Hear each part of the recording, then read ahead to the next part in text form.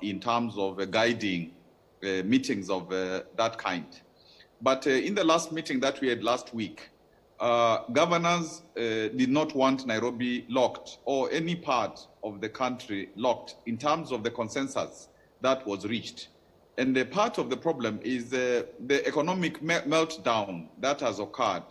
And when you close the major arteries of our economy, you leave many people hurting. So the solution really, as far as governors as of last week were concerned, was to really make people be disciplined so that they follow all these measures that we have been told time and again. And also to make sure that we are prepared in terms of the beds, the isolation beds, that we have, the PPEs, all those kinds of things. And I would imagine in today's meeting, one of the things that we'll talk about is release of money, which the president had authorized 5 billion shillings, because after it went to the central bank and the national treasury, the year ended and the money did not come to most of the counties. So I would imagine that would be very important for the president to make sure that what he promised, and it was a serious promise, that is now delivered in the new year. Also, there was some money from the World Bank and some money from Danida, also to make sure that for counties for COVID, to make sure that as the president had authorized, that happens because of this transition of the financial year, because usually money will go back to the treasury, the central bank, and then come back in the new year. And also, I think most counties don't have money to pay salaries for this month, and indeed some of them even for June, because we had not received the June money. So I think the major thing to say is the COVID has two aspects to it, two major aspects to it. There is the health aspect, and of course it is a deadly disease, and there is the economic aspect to it, and that can really create havoc in a country. So it's a question of balancing, and I think the president with his staff, Mutai Kagwe, Minister Matiang, and of course with us as governors, we have been trying as much as possible, but it is now time for citizens to know that this is a serious pandemic, and that all these things of hand washing, of masks, of staying at home when you don't have to go out and all that, it is really imperative that we ascribe to those. Governor, you've spoken about how even as citizens we need to take on that personal responsibility, like you've said, in terms of the Ministry of Health protocols put out in terms of social distancing, washing of hands. Is it the communication that's ineffective? Because yes, we are saying this every single day, but coming in as of yesterday, we've seen our highest number of cases in 24 hours, 960. How do we change that communication, you think, from your experience in the county? How do you make this really hit home so that people can follow these directives, if really that is the issue, if that really is where the rubber meets the road?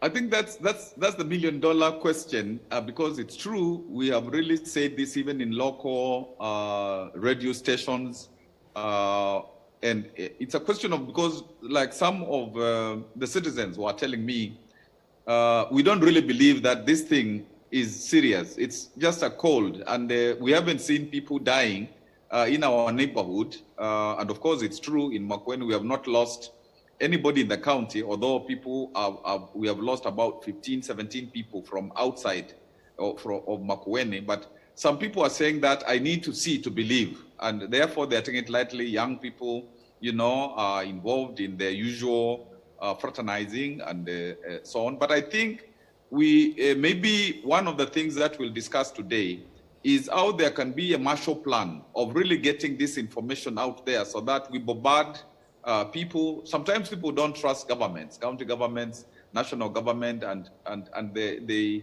refuse to do some of the things that they are told. But I think there is no two ways about it. We have to communicate and communicate in a believable way so that our people can, like as happened in other places, happened in China, and other countries, and people are serious about protecting themselves. Okay, let's look at this. As you said, you've split it into two aspects. There's the economic part of it, there's the health part of this question when you look at COVID-19. I just want us briefly to look at the economic implications as well. Front page of the People Daily, talking about drastic measures being put in place, a suggestion rather, in terms of drastic measures against bars and restaurants as corona hotspots. These have been vilified for quite a while in terms of them being an area where the virus could indeed spread. But they also are defending themselves, saying that we are business like any other, trying to do as much as we can with the resources that we have. We are following the guidelines. What do you think about this? Because they're also employers. They're part of this bracket that is trying to just move forward the economy. How do you deal with these? Should we shut them, first of all, just lock down the bars and restaurants until we get a grip on the numbers that we're having so far? I think when we say that people should not go to drink in bars, we mean that when of course people drink, they continue becoming very happy, being forgetful of protocols, letting down their guard. And as a result, that kind of activity, because that even happened in Makueni, there was a particular bar where people were, drinking, and even when it was forbidden, and the people got COVID from there because of also of the truck drivers, because we have like the longest highway from Nairobi to Mombasa. So it's a question of people let off their guard. If it was a question of takeaway, people buying drinks and going to have their drinks at home, that is an okay matter. But sometimes there is an emergency, and you look at places where a disease will take root, and you try to eliminate those particular that particular place because of the contagious nature of the disease. Restaurants, they can continue with the testing and with the social distancing and so on, so long as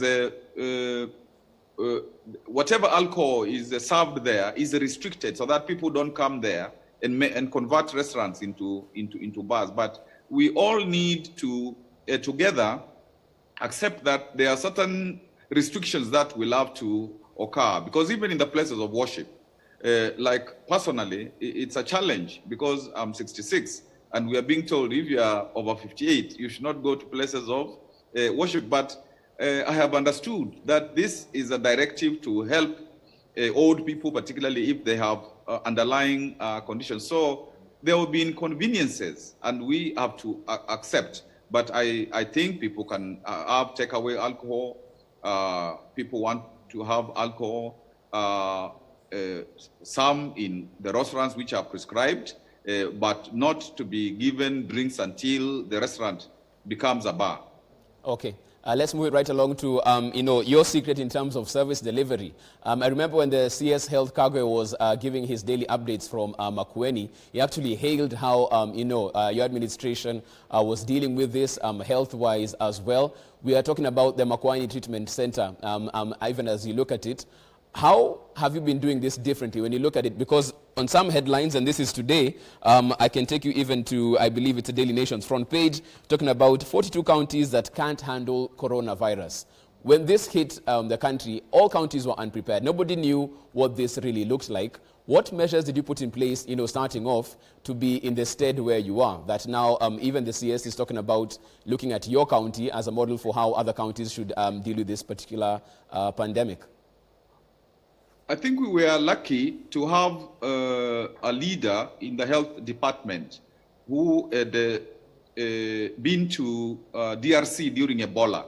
So he knew how to deal with these kinds of pandemics. And also the health minister is somebody who is the chair of all the county health ministers. So we had that kind of, and very, very qualified young people in the health department, very dedicated. And so we began by training a good number of them to deal with this new disease. We also went into training community members, and indeed we decided from our community health workers, 4240, and development workers. We trained a whole, about 50,000 volunteers, capacity build them, so that one of them can look at 5 households, can be able to monitor 5 households to know, what they are doing, to tell them about how this disease comes about, how to prevent yourself, and so on. And we were lucky to partner with KMTC and Professor Kaloki, so that at a place called Makindu, we did the required number of beds, although we still need more than 300, and we have more than 300. And there was a facility that was a youth-friendly center, because we have 2 of them in Makueni. We decided to convert one into the COVID hospital. So it is when you realize that there is a new happening, and then you ask yourselves, how do I become innovative? And that is what made us get to the point. And of course, because we usually are very careful with how we spend our money, we still had some money, and we had to postpone some projects so that we could use that money before the 5 billion and the World Bank money and the NIDA money. Before that, we could therefore use it to do the necessary and have some good preparation. And I'm sure all counties, when we have this adequate money, like even the PPEs which we are to get from KEMSA, sometimes they delay, and we are not supposed to buy because we were promised PPEs from KEMSA. So I think you see, no county can successfully combat COVID until all of us do, all the 47 counties, because this thing moves from one boundary to another. Therefore, even as Makueni, when we are doing well, I cannot say I'm so happy, because all of us, when we are doing relatively well, because all of us have to do well. Let's move right along, because you've spoken about being very prudent with how the county is dealing with its money and management of its money. And that really is the issue this week. When you look at it, it's all about the revenue share and how that plays out in the Senate.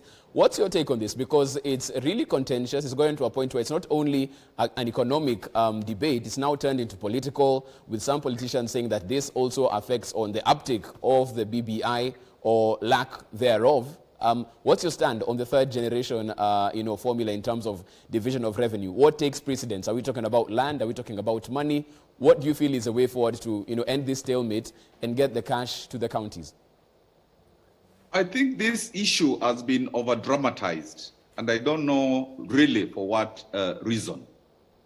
Because you cannot say that counties that are east of Kenya will lose money, some of them losing over 1 billion shillings, and devolution survives there. Because that is like killing devolution in those areas, because they won't even be able to, even after paying salaries, that will be it. They will not be able to do anything else. So for those 18, 19, 20 counties, devolution will have been more or less killed.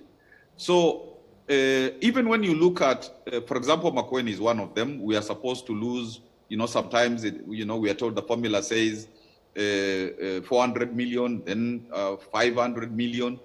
The moment you do that, essentially, you are saying that you have closed the door for devolution in that particular county. And I think I don't myself have a problem with the formula of a county focusing on population, so that there is also equity in terms of population. I don't have a problem with that. But the place to look at is not the 15% that goes to the counties. That is a percentage for like equalization, because there are 2 types of equalization.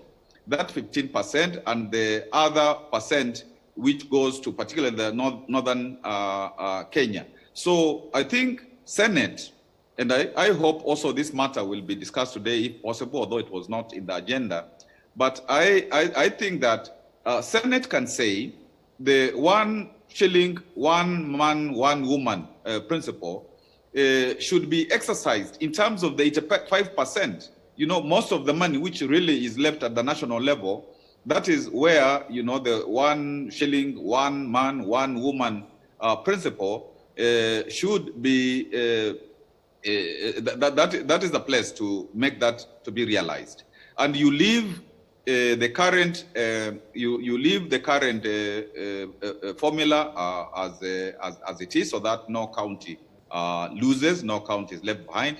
Because again, the reason why this was done in 2010 was to equalize development, because there were areas which had been left behind. And so if, for example, today one was to say, let us look at from 2013, how we have shared the 85%, and we see which counties it has gone to.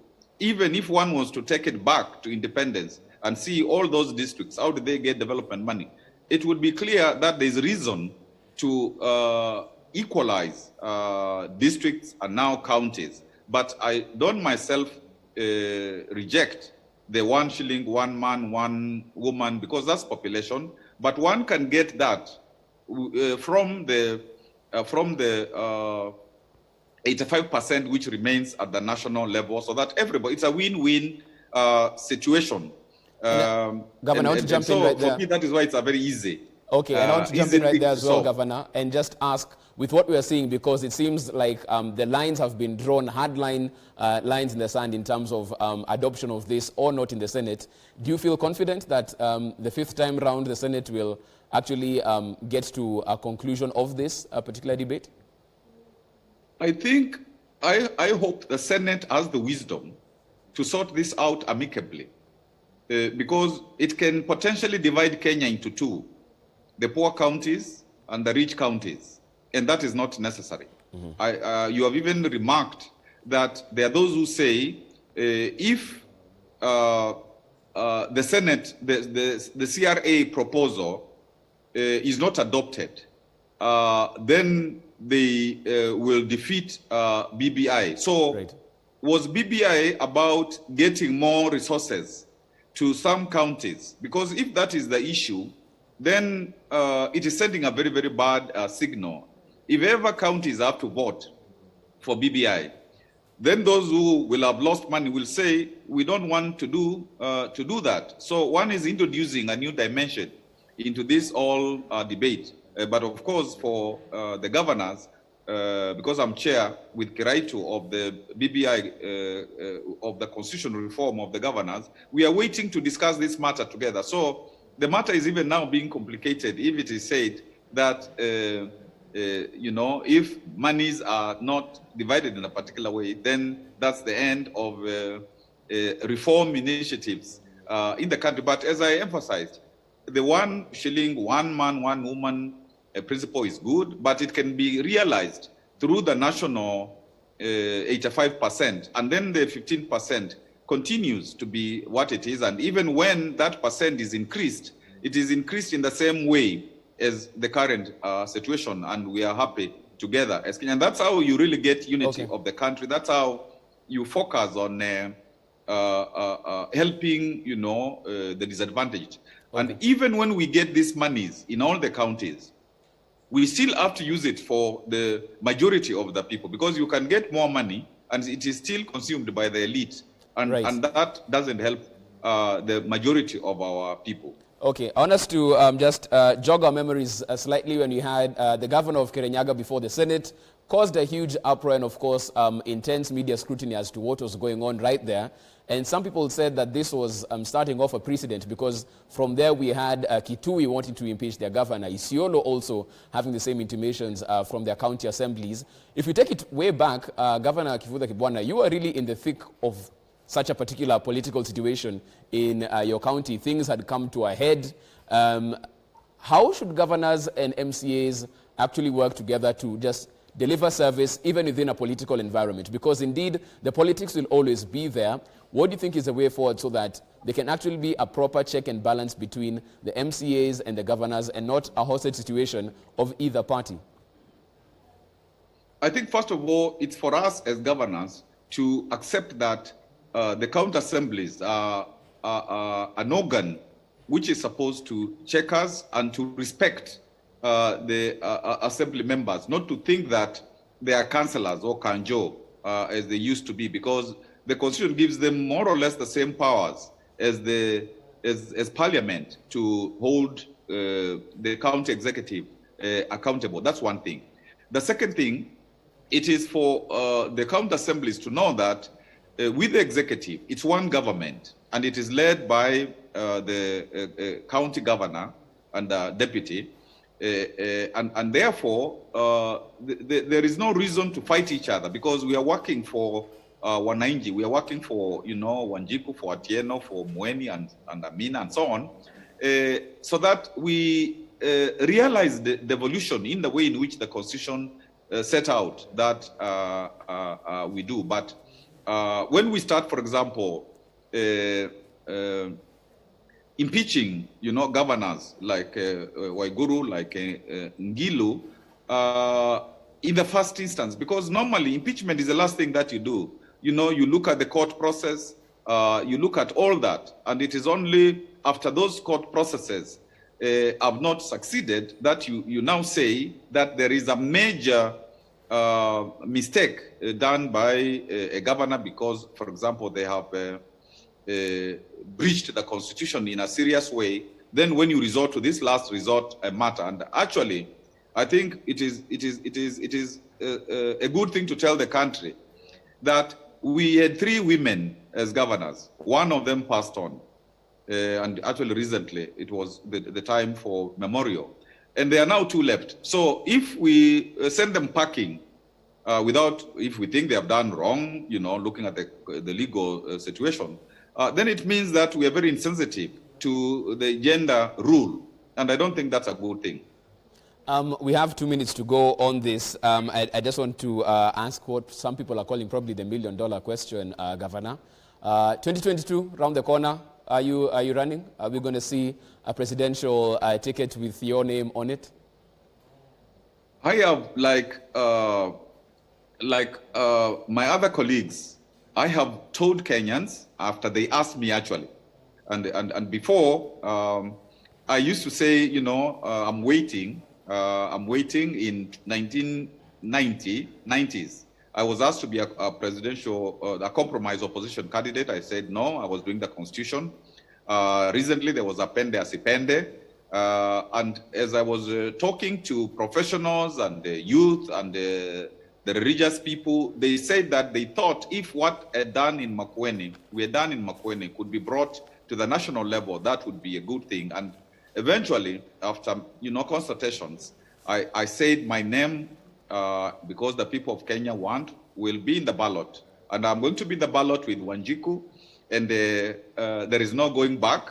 And we will, make the Constitution to happen, devolution to happen, rights of people to be guaranteed. We shall democratize the economy. We shall root out ufisadi, and we will help the youth people to be on their feet.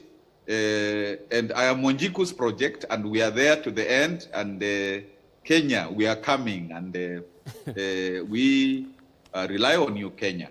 Okay. To really make this happen. Okay, just a quick one. Even as we wind this up, does Wanjiku's project have a deputy yet? Running mate? This is 2 years away, and even that deputy will be determined by Wanjiku, because I'll be listening to the voices of our people, those who want to do clean business, the middle class, the youth, people from the religious sector. I'll listen because I'm a listener.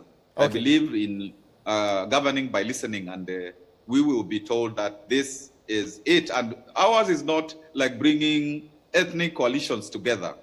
Ours is about bringing Kenyans together, and Kenyans will tell us, this is what we want to do together with you. Okay, and that's where we leave it as far as this conversation is concerned. Thank you so much, Governor Kivutha Kibwana, for making time, of course, to be on the show this morning. Thanks for giving us the insights on what's happening in Makueni County, and of course, also, as you've dubbed it, the Wanjiku Project for 2022. Asante sana for your time, Governor.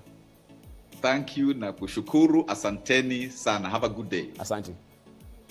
Of course, in conversation with Governor Makueni in this particular regard, finding out what the status is as of now and what he expects to happen at the summit. This is K24 This Morning, your newspaper review. We take a short break at this particular point in time. After that, we come back with an analysis of the headlines right here. Don't go too far. We'll be right back.